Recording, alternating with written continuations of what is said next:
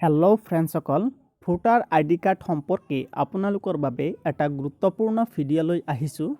পুৰণি voter ID কাৰ্ডবিলাক এতিয়াৰ পৰা আপোনালোকে অতি সহজতে ডাউনলোড কৰি ল'ব পাৰিব।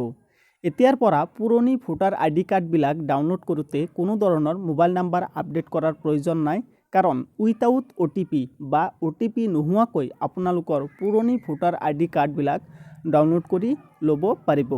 আপুনি যদি 40 পৰা 50 বছৰ ধৰি ভোটদান কৰি আছে, তথাপিও আপোনাৰ ভোটাৰ আইডি কাৰ্ডখন ডাউনলোড কৰি ল'ব পাৰিব।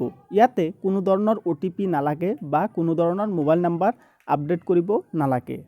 আপোনালোকক মই এইটো ভিডিঅ'ৰ সহায়ত দেখুৱাই দিম যে পুৰণি ভোটাৰ আইডি কাৰ্ডবিলাক মোবাইল নাম্বাৰ আপডেট নকৰাকৈ আৰু OTP নাম্বাৰ নোহোৱাকৈ কেনেকৈ ডাউনলোড কৰিব লাগে। কিন্তু তাৰ আগতে আপোনালোকৰ ওচৰত এটা অনুৰোধ, ভিডিঅ'টো প্ৰথমৰ পৰা শেষলৈ মনোযোগ সহকাৰে চাই থাকিব। তো এতিয়া আপোনালোকক দেখুৱাম পুৰণি ভোটাৰ আইডি কাৰ্ডবিলাক মোবাইল নাম্বাৰ আপডেট নকৰাকৈ আৰু OTP নাম্বাৰ নোহোৱাকৈ কেনেকৈ ডাউনলোড কৰিব পাৰি। তো প্ৰথমে আপোনালোকৰ এণ্ড্ৰইড মোবাইল নাইবা লেপটপত থকা যিকোনো ইণ্টাৰনেট ব্ৰাউজাৰ অ'পেন কৰিব লাগিব। অ'পেন কৰাৰ পিছত আপোনালোকে চাৰ্চ বাৰত এনেধৰণে NBSP লিখি আপোনালোকে চাৰ্চ কৰি দিব। চাৰ্চ কৰি দিয়াৰ লগে লগে এনেধৰণে এখন পেজ পাই যাব। তো আপোনালোকে এইটো পেজত প্ৰথম যিটো লিংক দেখা পাব www.nbsp. তো আপোনালোকে ইয়াতে নেশ্যনেল ভোটাৰ ছাৰ্ভিচ পৰ্টেল এটা অপশ্যন দেখিবলৈ পাইছে। তো আপোনালোকে এইটো অপশ্যনত ক্লিক কৰি দিব। আপোনালোকে যেতিয়াই ক্লিক কৰি দিয়াৰ লগে লগে এনেধৰণে এখন পেজ পাই যাব। তো আপোনালোকে এইটো পেজত লক্ষ্য কৰিলে চাব পাৰিব বহুতকেইটা অপশ্যন দিয়া আছে। তো ইয়াতে লেফ্ট ছাইডত তলফালে এটা অপশ্যন পাব লগইন ৰেজিষ্টাৰ। তো আপোনালোকে এইটো অপশ্যনত ক্লিক কৰি দিব। ক্লিক কৰি দিয়াৰ লগে লগে এনেধৰণে এখন পেজ অ'পেন হৈ যাব। তো এইটো পেজত অহাৰ পিছত আপোনালোকে চাব পাৰিছে যে লগইন কৰাৰ বাবে অপশ্যন ইয়াতে আহি গৈছে। তো লগইন কৰাৰ বাবে ইয়াতে ইউজাৰ আইডি আৰু পাছৱৰ্ড লাগিব। তো লগইন কৰাৰ বাবে ইউজাৰ আইডি আৰু পাছৱৰ্ডটো আপোনালোকৰ যদি নাথাকে, তেনেহ'লে আপোনালোকে তলফালে এটা অপশ্যন দেখিবলৈ পাইছে নিশ্চয়, don't have account register as a new user. তো আপোনালোকে এইটো লিংকত ক্লিক কৰি আপোনালোকে নতুন এখন ইউজাৰ আইডি আৰু পাছৱৰ্ড বনাই ল'ব। তাৰপিছত আপোনালোকে ইউজাৰ নেমৰ ঠাইত আপোনালোকৰ ইউজাৰ নেমটো এণ্টাৰ কৰি দিব। তাৰপিছত পাছৱৰ্ডৰ ঠাইত আপোনালোকৰ পাছৱৰ্ডটো এণ্টাৰ কৰি দিব। তাৰপিছত আপোনালোকে ইয়াৰে পৰা কেপচা কোড চাই আপোনালোকে কেপচা কোডবিলাক শুদ্ধভাৱে এইটো বাকচত শুদ্ধভাৱে ফিলআপ কৰি দিব। তো মই প্ৰথমে ফিলআপ কৰি লৈ আছোঁ।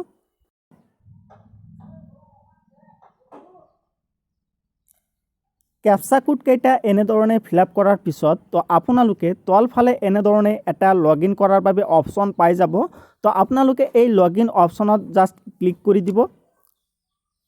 ক্লিক কৰি দিয়াৰ লগে লগে এনেধৰণে এখন পেজ পাই যাব।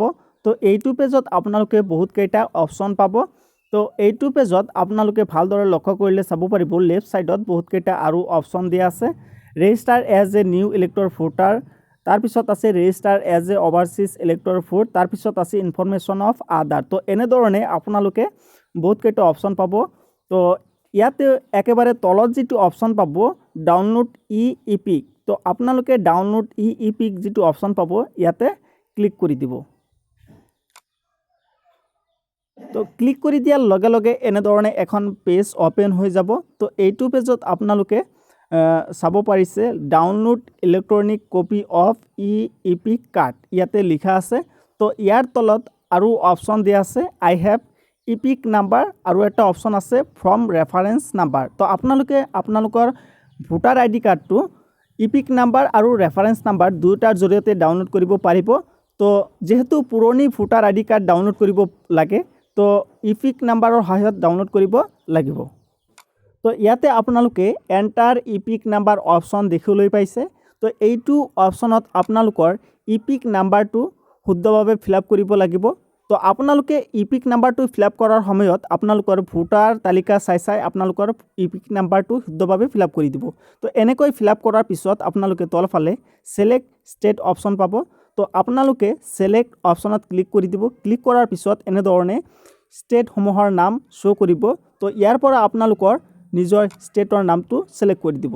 তো তাৰপিছত আপোনালোকে ৰাইট ছাইডত চাৰ্চ অপশ্যন পাব। তো আপোনালোকে এই চাৰ্চ বটনত ক্লিক কৰি দিব। ক্লিক কৰাৰ পিছত তো এনেধৰণে ভোটাৰ ডিটেইলছসমূহ শ্ব' কৰিব। তো ইয়াতে প্ৰথমে ইপিক নাম্বাৰ শ্ব' কৰিব। ইপিক নাম্বাৰৰ পিছত ইয়াতে নেম শ্ব' কৰিব। নেমটো আপোনাৰ ইংৰাজী লগতে লোকেল লেংগুৱেজত শ্ব' কৰিব। তাৰপিছত ইয়াতে ৰিলেটিভ নেমটো শ্ব' কৰিব ইংৰাজী লগতে লোকেল লেংগুৱেজত। তো তাৰপিছত ইয়াতে ষ্টেট মানে ৰাজ্যৰ নামটো শ্ব' কৰিব। তাৰপিছত ইয়াতে AC মানে আপোনাৰ সমষ্টিৰ নামটো শ্ব' কৰিব। তাৰপিছত ইয়াতে আপোনাৰ মোবাইল নম্বৰৰ ৰেজিষ্টাৰ মোবাইল নম্বৰৰ 4টা অংক শ্ব' কৰিব। তো এনেধৰণে যেতিয়া শ্ব' কৰিব তাৰপিছত আপোনালোকে স্ক্ৰল ডাউন কৰিব। তো স্ক্ৰল ডাউন কৰাৰ পিছত আপোনালোকে ইয়াতে চাব পাৰিব ইয়াতে সেন্ড OTP অপশ্যন আহি গৈছে।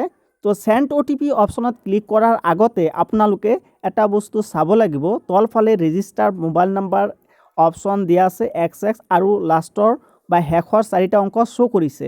যদি আপোনাৰ ৰেজিষ্টাৰ মোবাইল নম্বৰৰ শেষৰ 4টা অংক মিলা নাই তেনেহ'লে আপোনালোকে প্ৰথমে ৰেজিষ্টাৰ মোবাইল নম্বৰটো আপডেট কৰিব লাগিব।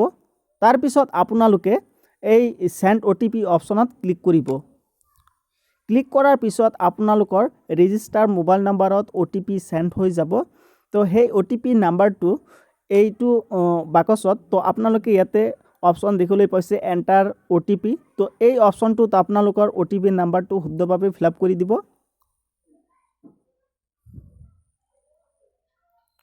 তো এনেধৰণে OTP নাম্বাৰটো এণ্টাৰ কৰাৰ পিছত আপোনালোকে ৰাইট সাইডত এটা অপশ্যন পাব ভেৰিফাই। তো আপোনালোকে এই ভেৰিফাই অপশ্যনত ক্লিক কৰি দিব। ক্লিক কৰাৰ পিছত ইয়াতে শ্ব' কৰিব OTP ভেৰিফিকেশ্যন ডান ছাকচেছফুলি। তো আপোনালোকে ইয়াতে নিশ্চয় চাব পাৰিছে। তো তাৰপিছত তলফালে কেপচা শ্ব' কৰিব। তো এই কেপচা কোড কেইটা আপোনালোকে চাই এইটো বাকচত শুদ্ধভাৱে ফিলআপ কৰি দিব। তো মই প্ৰথমে কেপচা কোড কেইটা শুদ্ধভাৱে ফিলআপ কৰি লৈ আছোঁ।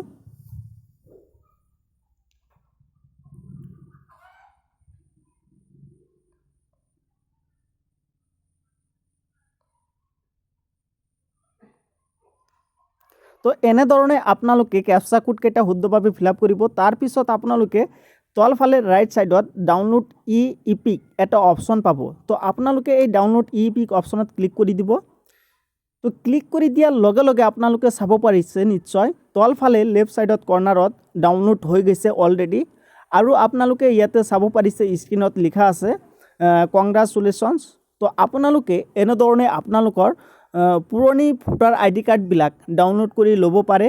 তো